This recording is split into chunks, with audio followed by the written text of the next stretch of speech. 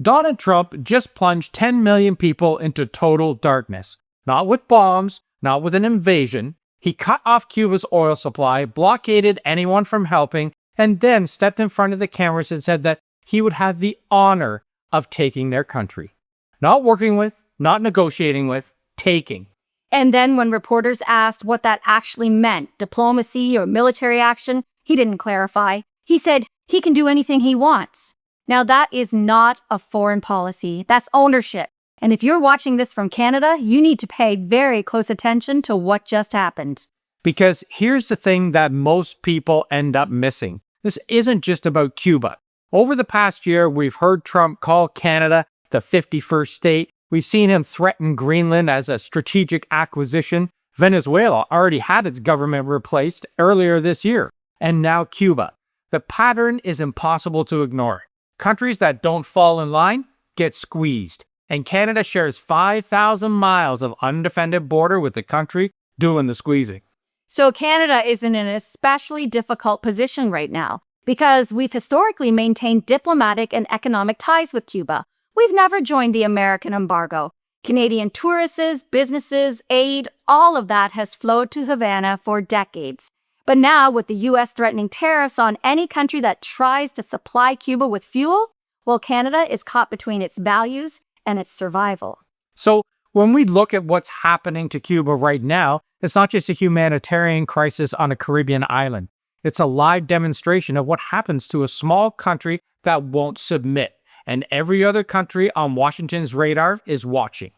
So let's talk about what's actually happening on the ground, because the human reality here is brutal. Cuba relies on imported oil to run its power plants. The infrastructure is old, and a lot of it was built decades ago with Soviet support. They don't have the domestic capacity to replace that fuel. For years, Venezuela was filling that gap. Tens of thousands of barrels a day at discounted rates. That kept the lights on, hospitals running, food supply chains moving. And then earlier this year, Trump effectively took control of Venezuela's oil exports by removing its president and installing a government that answers only to Washington. And one of the first consequences? The oil shipments to Cuba stopped completely. No transition, no backup plan, just gone. And at the same time, the U.S. started threatening tariffs on any country that tried to step in and supply Cuba with fuel. Think about that in everyday terms. Someone cuts off your electricity, then tells your neighbors that they'll be punished if they try to help you.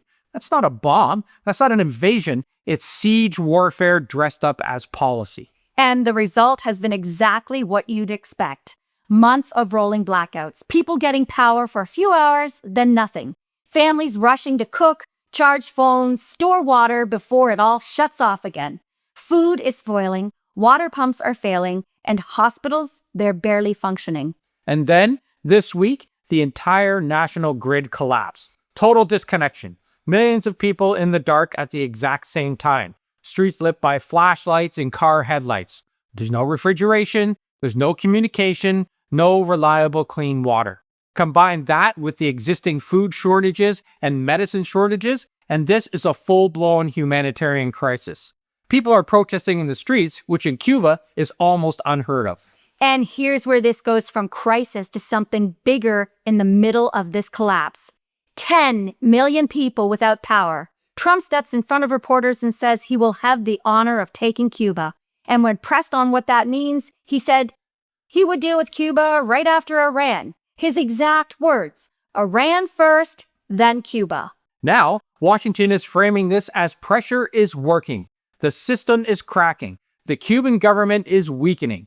But from nearly every other international perspective, and obviously from the Cuban people themselves, this looks less like liberation and more like collective punishment.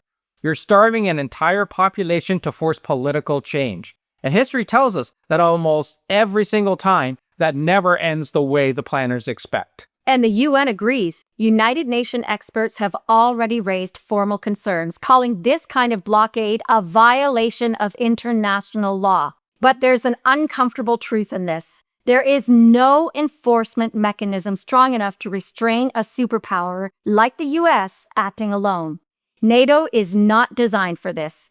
The EU, it can issue statements, but it doesn't have jurisdiction over U.S. actions in the Caribbean. And the International Criminal Court, they can issue warrants, but it doesn't have its own police force. It relies on countries to cooperate.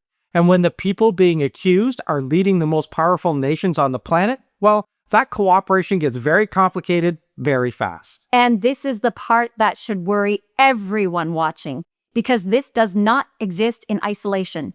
You now have multiple world leaders, Trump, Netanyahu, Putin, all accused of breaking international law in different ways. Wars launched without legal justification, collective punishment of civilians, infrastructure that keeps people alive deliberately targeted, and nothing meaningful is happening. And that creates a credibility crisis for the entire global system, because international law only works if it applies to everyone. The moment it looks optional for powerful countries, well, it stops being law and starts just being a suggestion. And smaller countries, they see that. Allies see that. Citizens see that. So when people ask the obvious question, why isn't anyone doing anything? The honest answer is enforcement is incredibly limited. Countries are balancing outrage against risk. Sanctions, diplomatic pressure, isolation, those tools exist, but they come with consequences. Economic fallout, security risks, escalation. So what you get is a lot of statements and a lot of concerns and not a lot of decisive action. This is exactly where Canada has been trying to position itself, and why Mark Carney's approach is getting all this global attention. His speech in Davos didn't land because it was polished. It landed because he said out loud what a lot of countries were already thinking. The old world order is breaking, and middle powers can't sit back and just hope it fixes itself. And since then, he hasn't just talked. He has moved from country to country, rebuilding relationships, strengthening alliances, and creating a network that doesn't depend entirely on Washington making stable decisions. You saw it most recently in Norway. He was standing alongside NATO allies, reinforcing that collective defense still matters, especially in regions like the Arctic where the pressure is building. And at the same time, he's reopened economic conversations that had been previously frozen, engaging with China where it made sense, rebuilding ties with India after years of tension. Not because those relationships are easy, but because in a fractured world like we're living in, you don't get to pick perfect partners. You build workable ones. And then there's Europe. Canada is stepping into the EU's SAFE initiative. Hey, and it's a big deal.